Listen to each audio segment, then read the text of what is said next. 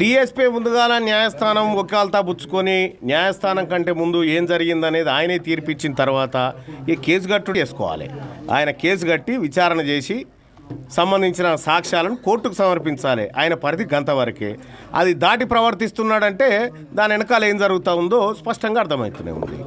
So ఆ పాప పైన ఎక్కడ కూడా చిన్న స్క్రాచెస్ కూడా లేవు, మేము కూడా పరిశీలించడం జరిగింది. అవును, పాప పైన ఏం జరిగిందనేది FSL report, post mortem report వచ్చిన తర్వాత నిర్ణయం తీసుకుంటామని చెప్పారు కదా. మరి రెడ్లకు కూడా దెబ్బలు తాకినాయని ఎఫ్ఎస్ఎల్ రిపోర్టు ఇవన్నీ రిపోర్ట్లు వచ్చేదాకా ఎందుకు ఆగలేదు? మరి ఇది ఒక డ్రామా.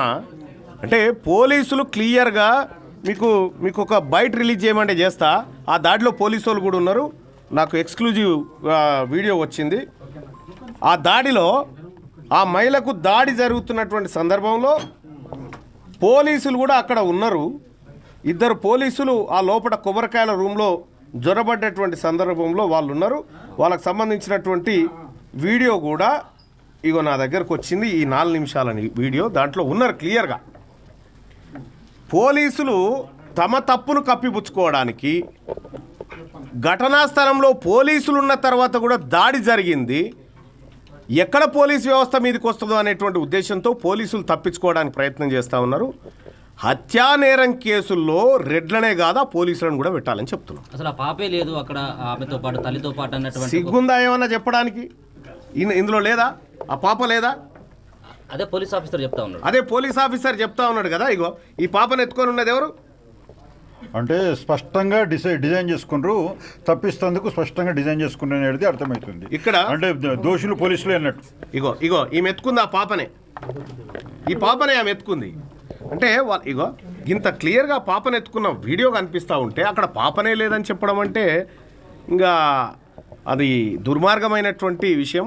ఒక పని చేయండి, ఆ డిఎస్పీ గారు చెప్తా ఉన్నా, నేను రెడ్ల దిక్కు పని చేస్తూ ఉన్నా, రెడ్ల కూడు తింటా ఉన్నా, రెడ్ల ఉప్పు తింటా ఉన్నా అని చెప్పమని చెప్పు, మేము చూసుకుంటాం. ఇక్కడ బాధితులే వాళ్ళపైన రాళ్ళదాడి చేశారని చెప్పి కూడా మాట్లాడతాం డిఎస్పీ.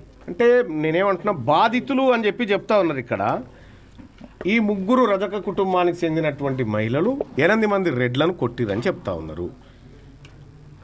గాయాలై క్షతగాత్రులైన రెడ్లు దవాఖానలో ఉండాలి, పరారీలో ఉన్నారంటేనే దాన్ని బట్టి మనం అర్థం చేసుకోవాలి. ఇక్కడ ఎవరిని కొట్టిరు అనేది క్లియర్గా ఆ వీడియోలో కూడా ఉంది. రౌండప్ చేసి తల్లిని కొడుకుని విపరీతంగా కొట్టినటువంటి దృశ్యాలు అక్కడ ఉన్నాయి. ఇంత ఎక్స్క్లూజివ్ విజువల్ బయటకు వచ్చిన తర్వాత కూడా ఇంకా పోలీసులు దుర్మార్గంగా వ్యవహరిస్తూ ఉన్నారంటే ఒకటే డిమాండ్ చేస్తూ ఉన్నా, మా బీసీ ప్రభుత్వం అంటే ఈ పాటికి కాల్చి అవతల బారేద్దు ఆ 8 మంది రెడ్లని. పాప నెలలు నిండక ముందుకే పుట్టింది, హాస్పిటల్ నుంచి కూడా ట్రీట్మెంట్ మధ్యలో తీసుకొచ్చి ఇదంతా కూడా కులానికి రుద్దుతున్నట్టు అంటున్నారు. ఒక విషయము, 100లో 20-25 మంది పొరగాళ్ళు ఇప్పుడు 7 నెలలకే పుడుతున్నారు. అర్థమైందా? ఇక మరి అందరు చచ్చిపోతున్నారు అట్లే, అట్లే.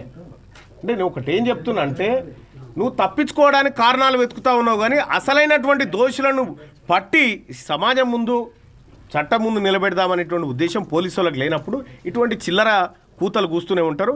ఇంకొకసారి ఆ బిడ్డ మరణం పైన ఎవడన్నా తప్పుడు కూతలు కూస్తే నాలిక జీరి పారేస్తాం. ఏదైతే బీసీలకి రక్షణ చట్టం కావాలని చెప్తున్నారు కదా, సాధ్యమైందా? ఆంధ్రప్రదేశ్లో సాధ్యమైంది కానీ నిన్న ఏపీలో సాధ్యమైంది కదా. గురువు దగ్గర సాధ్యమైంది, శిష్యుని దగ్గర సాధ్యంగా ఎన్నికల హామీ ఎందుకు ఇచ్చింది బాబు? ముఖ్యమంత్రి ఇంత జరిగినా స్పందిస్తలేడు కదా, ఈ చట్టం తీసుకొచ్చడానికి ముందులో ఉంటాడు అసలు. ఆయననే ఉండకుండా చేస్తాం రాజకీయంగా. ఆయనను ముఖ్యమంత్రిగా లేకుండా చేస్తే మేము ఎట్లా తెచ్చుకోవాలో మాకు తెలుసు కదా. ఏదో ఇప్పుడు అధికారంలో ఉన్నాడు కాబట్టి చెప్తున్నాం. ఇంకో 2 ఏళ్ళు ఉంటాడు, ఆ తర్వాత ఈ రెడ్లు వెలమలు ప్రభుత్వాలు ఉండే, మా ప్రభుత్వాలకు వచ్చిన తర్వాత ఏం తెచ్చుకోవాలో అది తెచ్చుకుంటాం. ఇంటర్ ఎపిసోడ్లో 8 మంది ఉన్నారని చెప్పేసి అన్నారు. ఇప్పుడు కేవలం 3 మాత్రమే అదుపులోకి తీసుకున్నారు. ఇంకా 5 ఆ పరిస్థితి ఏంటి? ఇంతవరకు దానిపైన అరెస్ట్ లేదు, ఏది లేదు, దానిపైన ఎవరు కూడా మాట్లాడట్లేదు పోలీస్ ఆఫీసర్స్. అంటే ఇక్కడ డీజీపీ గారు నిన్న మాట చెప్తూ, గణపతి గారు ఎక్కడ ఉన్నారంటే ఆయన బయట షెల్టర్ తీసుకుంటున్నాడు అని చెప్తా ఉన్నాడు. అడవిలో ఉన్న గణపతి షెల్టర్ ఏడ తీసుకుంటున్నాడో డీజీపీ గారికి ఎరక. నాగర్ కర్నూలు కాడ తప్పించుకొని తిరుగుతున్న ఈ 5 రెడ్లు దొంగలు దొరకరా?